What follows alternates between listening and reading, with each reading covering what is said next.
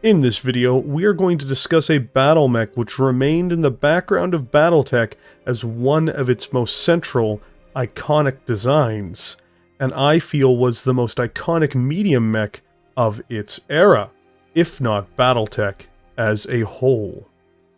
It, for me, more than any other mech, including the Marauder and Warhammer, embodies the era where events outside of the in-canon universe left this machine unseen. But its invisible presence was never able to be ignored. Today, we are going to talk about the icon that is Orgus Industries' Phoenix Hawk. A medium mech weighing in at 45 tons, the Phoenix Hawk is amongst the most dangerous brawler mechs ever designed. Built originally for the Terran hegemony, the Phoenix Hawk's origins are in fact very humble in one sense. Originally, Orgus Industries began the project with simply enhancing and reinforcing the internal structure of one of their standard Stinger designs, before making further, more radical modifications. This experiment is what would become the Phoenix Hawk, and one of the most renowned mechs ever built. Fast, agile, and comparatively heavily armed for its weight, as well as reasonably protected. It would perform outside of all expectations, and would become the cornerstone of the Star League's recon forces long before the Succession Wars. It is also noteworthy that the Phoenix Hawk would become one of the most prominent LAM offshoots, possessing a version which can embrace this technology. LAMs are a concept that I've not mentioned much about before this video, but they are land-to-air mechs, able to transform in multiple stages between an aerospace fighter and a battle mech. Conceptually, they didn't often work as planned, though the Phoenix Hawk is one of the most noteworthy LAM designs, and is the heaviest design as well. In this mech, one of the final LAMs in the Inner Sphere from its era would fight and sacrifice itself through attrition, helping in halting the advance of Clan Novacat in the Battle of Luthien, at a crucial juncture.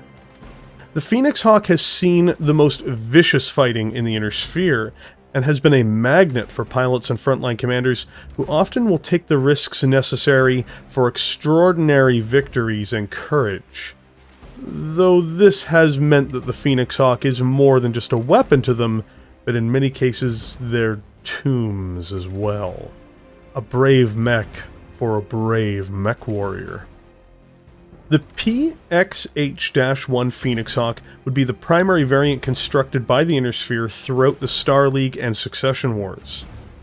This machine comes with an impressive GM270 standard engine, weighing in at 14.5 tons and giving it a maximum speed of 97.2 kilometers per hour, or 9 movement points in the tabletop game, putting it on a curve of being one of the fastest mechs at its weight range, and allowing it to keep up with the light mechs it is often escorting or commanding in battle. The Phoenix Hawk also has the benefit of having maximum jump capabilities for its speed, allowing it to leap up to 180 meters, or 6 movement points.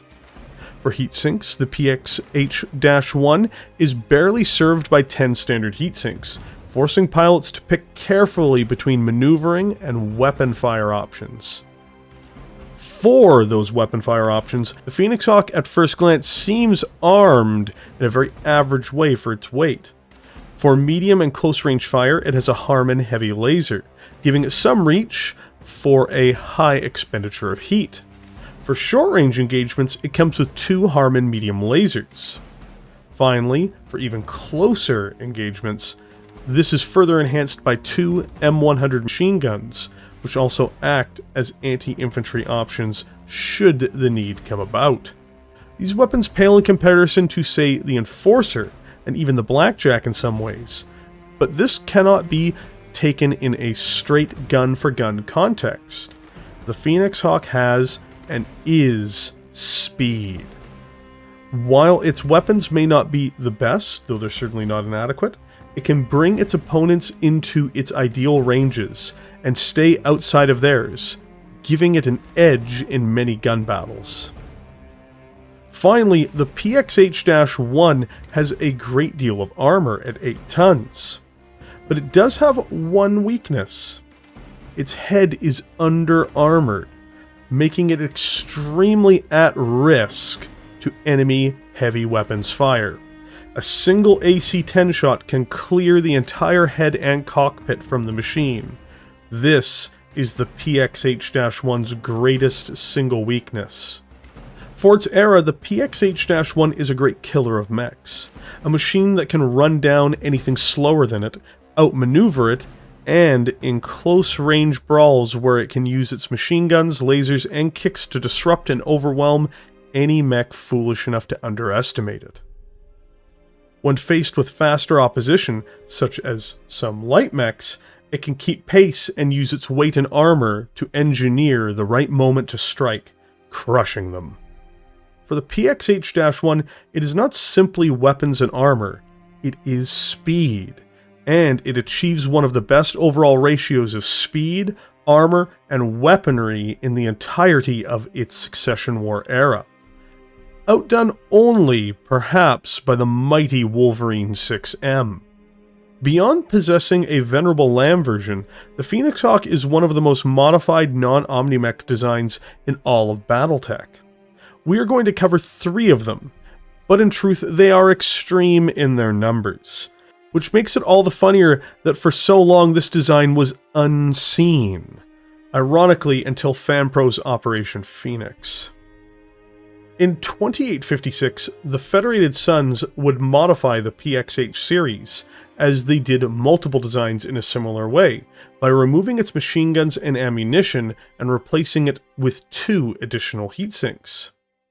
This does help the PXH-1D with heat management, obviously, and it's more consistently capable of engaging mechs and vehicles with more of its firepower, even after using its thrusters.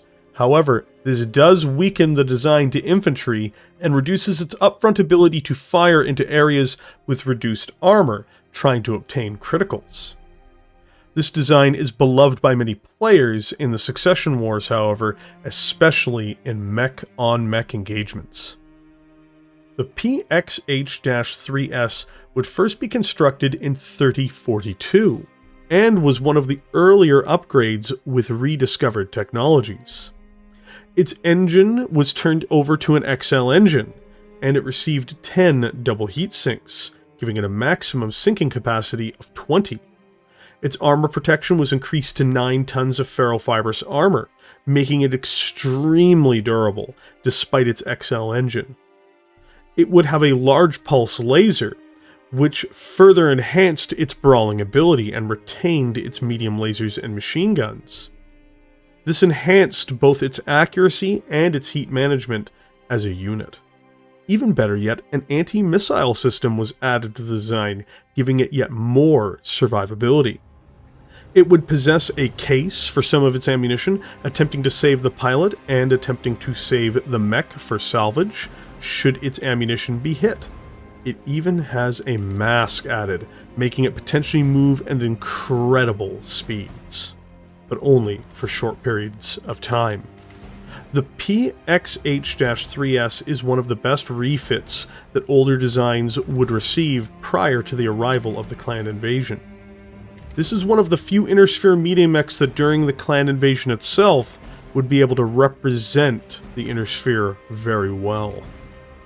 The final model we're going to talk about today is the PXH-9, the Dark Age update from Earthworks Free Worlds League Limited.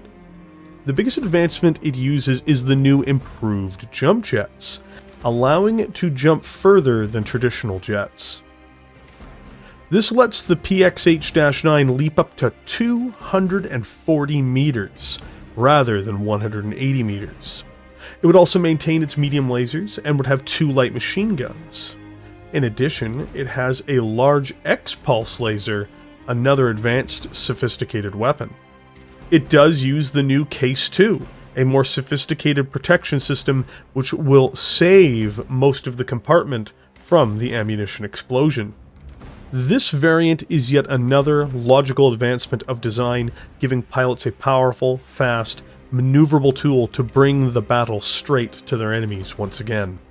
The Phoenix Hawk is an example of a mech which could never be truly hidden from view. It has too many moments in the sun. It's too widespread among novels, sourcebooks, and other materials to ever truly disappear.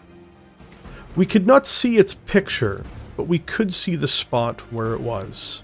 Certainly, it shares some of the spotlight with mechs such as the Marauder or Warhammer, as mentioned prior. Perhaps it's because of its nature, a mech which flanks into its enemies before brawling even machines bigger than itself, before scoring the kill. It's a machine which can be played cautiously, but the best pilots play fast and loose with the mech and their lives. But know that the battle mech has what it takes to see them through to the other side. There's more to being an icon than simply being popular. To me, the Phoenix Hawk has never disappeared. It has never been unseen. How could that be? It is the most iconic of the machines, of the most prevalent weight class, from the most remarkable era.